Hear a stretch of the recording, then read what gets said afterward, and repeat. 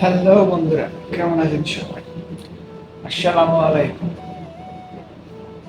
আশা করছি সবাই ভালো আছেন। আপনাদের দোয়ায়, আল্লাহর অশেষ রহমতে আমি অনেকখানি সুস্থ। হয়তো অনেকে এখন বলবেন যে মানুষ মরতে মরতেও ব্লগ বানায়। ভিডিওটা ওই ক্ষেত্রে বানাই না। আমি আজকে 19 তারিখ, 13 তারিখ, 6 দিন 7 দিন অসুস্থ হসপিটাল। আমার রক্তের হিমোগ্লোবিন 3% ছিল। তখন থেকে আমি হসপিটালে।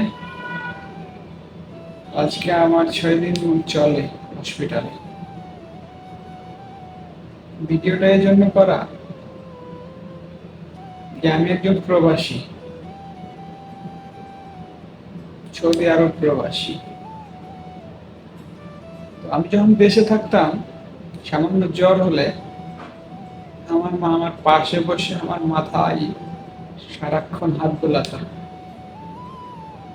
আর আজ আমি প্রবাসে, এই যে একটা বদ্ধ রুম, কেউ নাই, তো এসি চলে, আর একটা বেড আছে, একটা সোফা আছে।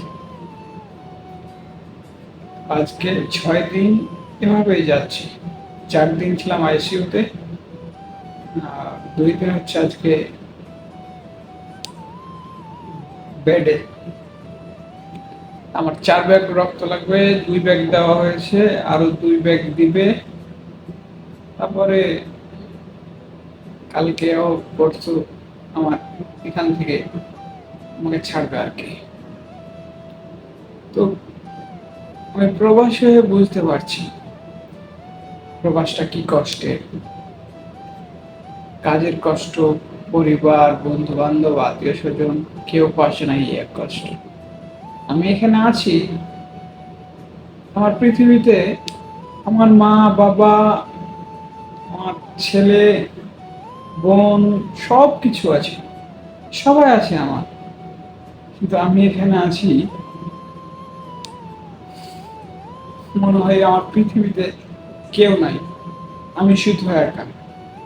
পৃথিবীতে শুধুই আমি একা, আমার কেউ নাই, এমনটা মনে হচ্ছে। আমি চাই আল্লাহ যেন কোনো প্রবাসীকে প্রবাসে থাকা অবস্থায় বড় কোনো অসুস্থ না করে, অসুস্থতা না দেয়।